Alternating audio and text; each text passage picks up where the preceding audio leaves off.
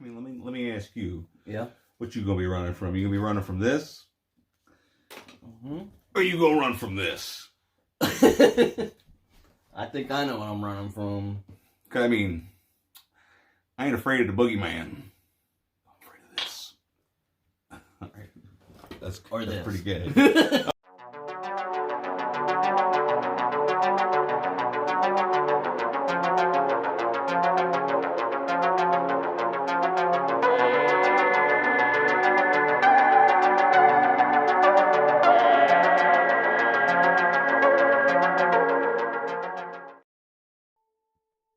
Hey everybody, it's Drewski McGillicuddy, and I'm here with your boy Chad. You remember Chad from other reviews and such. And I gotta tell you, I could not wait to make this review. This is gonna be a spoiler review, and I ain't even gonna wait to tell you the rating, because I loved every fucking second of this movie, which I did not expect from the trailer. If you've seen my trailer reaction, I thought this was gonna be some woke SJW nonsense. And it wasn't nothing like that at all.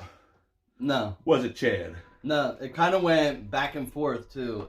It almost reminded me of The Hunt, how, like, it kind of made fun of it, both sides, the redneck and the SJWs in a way. That's a great analogy, too. But which, it wasn't The Hunt in is an your underrated face movie. like that. Oh, that was great. But, yeah, so the movie's about these kids. I mean, I guess they're, in their early 20s, and some of them are well off, so to speak. They got that privilege money. So they buy up property in this abandoned Texas town, and they're on their way to, gentrify it. They didn't really give a They want to open a restaurant. either, though. Well, I mean, I guess or did I miss that? Because she was talking. Mel was the main chick. Mel. Get your eyebrows done, bitch. I thought I was going to absolutely hate her and couldn't wait for her to die. Turns out, in the trailer, like just after a couple things happen in the movie.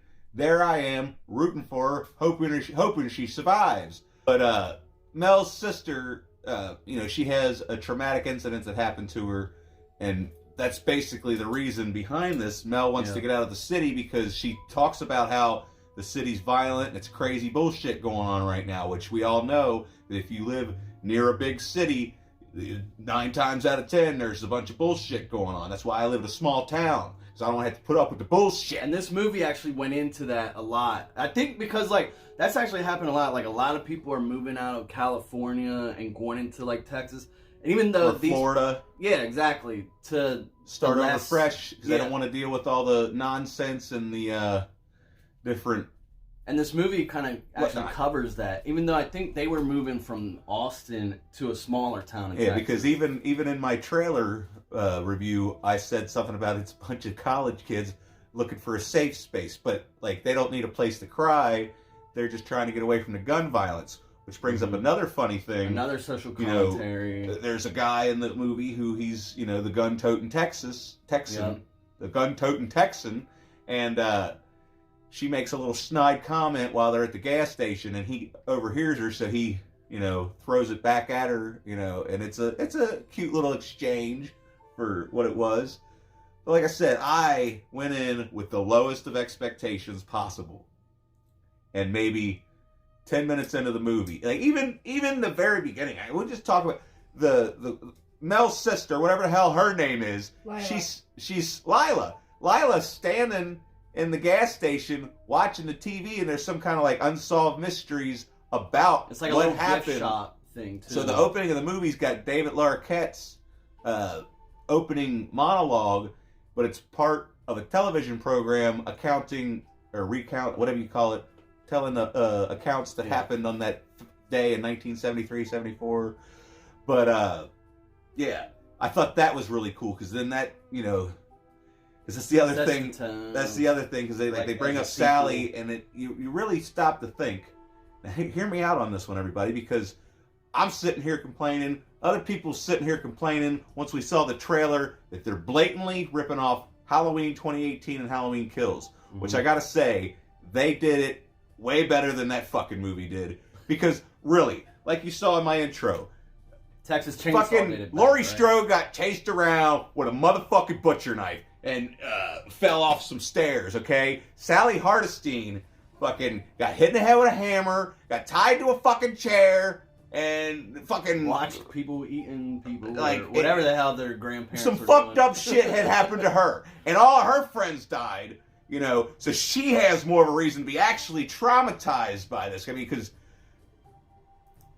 Michael Myers wasn't doing some fucked up sadistic shit like they were doing in the original Texas Chainsaw Massacre. And I'm also starting to think, well, maybe they ripped it off because Halloween ripped off the Texas Chainsaw Massacre when they decided, oh, well, you know what? We're going to have ourselves a mass killer with a sharp instrument of doom. Yeah, just like it kind of ripped off Black Christmas almost, you know?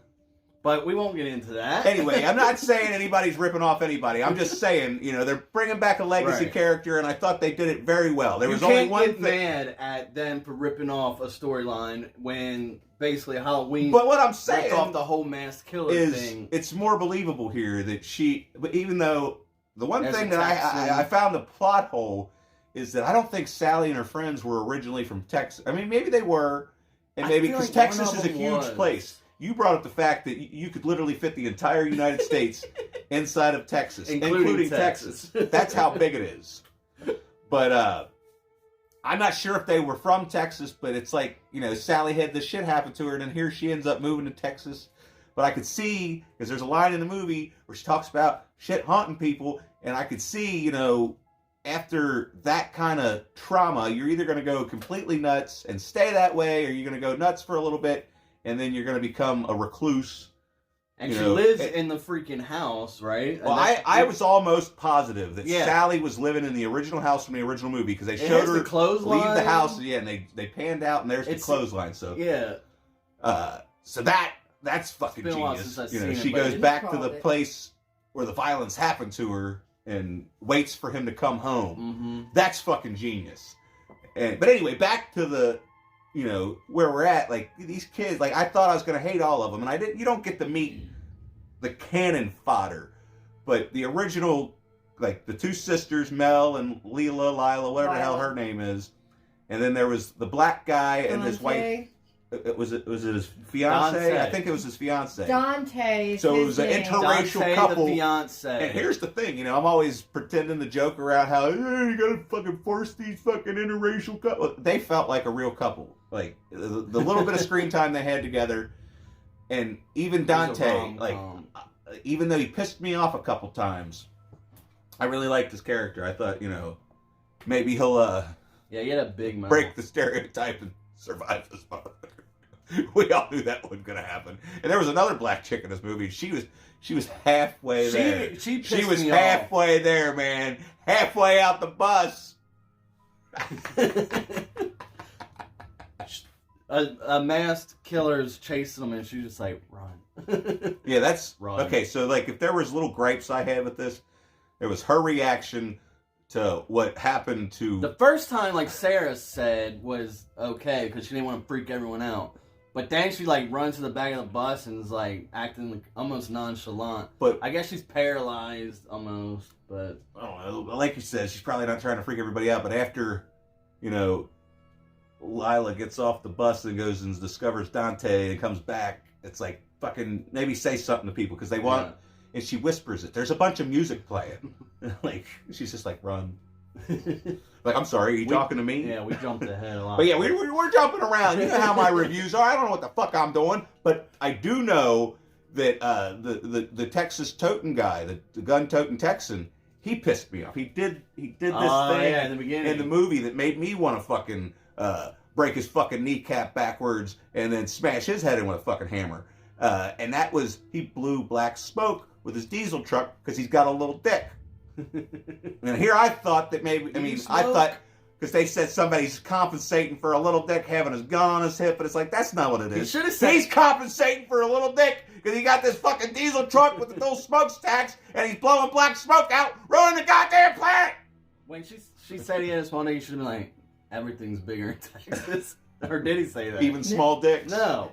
That would have been perfect. You know, there's an 11-year-old sitting back there. Oh, well, you know. That's all right. Don't worry about it. He's been desensitized. He knows not to repeat anything I said. Did I mention I let him watch this? I mean, that's probably not the best idea because there was some shit in this movie that I know wasn't in no movies I was watching when I was a little kid. Yeah, he was scared. He had his hood on. Look, he's still got his coat on. But he had his hood on, talking about, I'm so tired for this. I need to go to bed. Like, yeah, I'd like to see you go to bed after you've seen some of the stuff you've seen in this movie. I can still close my eyes, and there it is. So they get, so they get to the town after the asshole blows smoke on them. If we're skipping the cop we're skipping the cop scene. Oh yeah, they had the whole sheriff's department had posts set up with meet and greet. You know, hi, you know, I'm a sheriff. You must be that cook, and he's like, no, I'm not a cook. I'm a chef. Whoa. Yeah, he's hoity-toity. You know, they city folk, but they're trying to get out of the city. They're tired of the big city living. They want to move out to the middle of nowhere. What? Culinary expert. But anyway, yeah, pleasantly surprised. It was some other stuff. Yeah, like the way it was shot, every scene in the movie, even the scene. Sorry, let's talk about when they get to the town and the Confederate flag, because that's the real crime of the leads movie. On. That's the plot device, because you know. And it wasn't in your face. It was just like, oh, you know, because he's a black guy, and there's a bunch of investors coming, and you don't know which way they sway. So that's just not a good idea to have that hanging around. So they go in and they try to take it down, and it turns out that the lady still lives there that owned the orphanage, and she swears she's paid the bank fees. Wasn't there an orphanage in Leatherface? I don't know. Actually, I still never watched Leatherface, so I'm gonna have to watch that before I can rank the franchise. Because my last one was improper. I know they said it's not canon or whatever with Leatherface, but there was like an orphanage in Leatherface. Look, this is gonna be blasphemy for a lot of people out there, but as far as I'm concerned, the original and this could just coexist in their own little world. But this is the one timeline where they did this bullshit legacy shit and it actually worked. Now, like I said, we're jumping around again. But there was a couple things with Sally that just aggravated me because it's like, you're fucking stupid. We both agree that was kind of the... We'll get back to that in a second. Because they're back at the town. They get the flag down. The old lady gets kicked out of her house, basically, because she says she has the deed. Mm-hmm. And then they go to find the deed because... It riles her up, gets her overworked. And then we proceed to, you know, get things kicked off in one of the most badass fucking kills I've ever seen in my goddamn life. Now, Cody Leach, this big superstar YouTuber, you might have seen his channel. I've heard of that guy. Yeah, this guy right here, Cody Leach. He said, you know, they did it good, but there's nothing you haven't seen here. Cody, when the fuck have you ever seen somebody break somebody's forearm and then stab him in the motherfucking jugular with it? Huh? Never! Never! You ain't never seen that shit happen until you watch this fucking movie. He's probably going to pull up some movie that we forgot about. I don't know. He hasn't seen as many movies as me. Actually, maybe he has. I don't know. Anyway, sorry for talking shit, Cody. But yeah, like, I'm going to say it again. I cannot believe how good this movie was. Like, from the direction, the cinematography, even the fucking script and the dialogue. Like, from the trailer, you're thinking, oh, this is going to be fucking stupid. And then it's not stupid. And then you don't know what to fucking do. You're like, shit. The characters I'm going to have to kiss my own ass. How she was hiding under the bed and didn't want to give up her position. And then she tried to help by moving the mirror. Yeah. And then the other characters showed her the Did we mention this is a spoiler review? So you all have seen the movie. Like, if you were daring enough to watch this knowing that it's a spoiler review, I'm sure you all have already watched the movie. Plus, it's free on Netflix. If you don't have Netflix, I mean, there's not a lot of good stuff on Netflix. I know. There's Trailer Park Boys, and now there's the Texas Chainsaw Massacre. And this movie's totally worth the $7.99 for the month, or whatever the fuck it even is anymore. Oh, yeah. Don't forget about... Shut the fuck up. Anyway... But, oh my God. So, like I said, I wasn't expecting to like any of these characters. And then Lila, is that right? Yeah. So then Lila, you know, she was the victim of a school shooting, since we're talking spoilers. So she had the traumatic past, and then that's why Mel made that comment about the dude having the gun on his hip. Yeah. And then it turns out, you know, he's not as big of a dick as he let on, because she comes and starts talking to him. He starts showing her the guns, and then because he's the mechanic. He's and the mechanic, and he's the handyman. He gave the buildings a facelift so they don't look like so drab and uninviting. This movie commentates a lot on some serious subject matters, and like I think they do a really good job. Oh yeah, gun violence. Because the other thing about that guy, like, you know, you're expected big banks taking houses away. Like, it's like, I was expecting to be on his side, but then we did that shit with the truck. I was like, oh, fuck this dude too. But then the way they started, connecting when she wanted to get away from her sister's friend, the in crowd, because she's a outcast because she's traumatized or whatever. People that have been traumatized, they usually go through a phase where they're, they dress in all black, they dye their hair black, and shit like that. Movies. I don't know. You never know. We'll cut that all out. But anyway, point is, what the hell was I talking about? She goes over and she has a conversation with the dude. They get to know one another. And then the next thing you know, Mel comes over and she's like, comes out of the fucking bathroom smoking a cigarette. Was it good for you? I was like, this movie doesn't really waste any time. Like, there's no boring parts, I would say. Like, there's no time wasted. It goes by quick. And then once it gets to the our review carnage, longer than the movie. Like, it's got some of the best carnage I've ever seen in my life. Like, you see it in the trailer when he smacks the dude. You see the little dent that he puts in, but you should see the second, third, fourth until it's just a pile of fucking somebody's brain and chunks of their face sitting there on the fucking floor. And now, another thing I wanted to bring up before I forget, and then we're just going to wrap this up probably. I said in the trailer that I thought Leatherface looked like shit. And that's because I didn't realize what he was wearing. He's wearing the lady who took care of him in the orphanage's face. That's why it's so droopy and looks like Droopy the dog. Is that what his name is? Droopy? Yeah, I think so.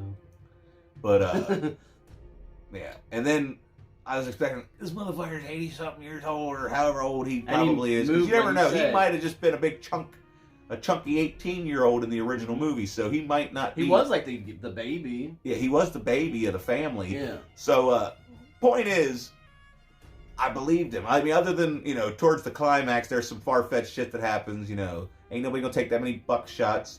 But if they missed all of his vital organs, it's almost believable. Plus, he knows how to fucking use a needle and thread. We know that from previous films.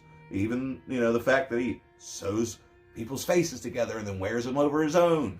But there is the scene at the end, which I thought was fucking awesome. Like, Mel's trapped in the car.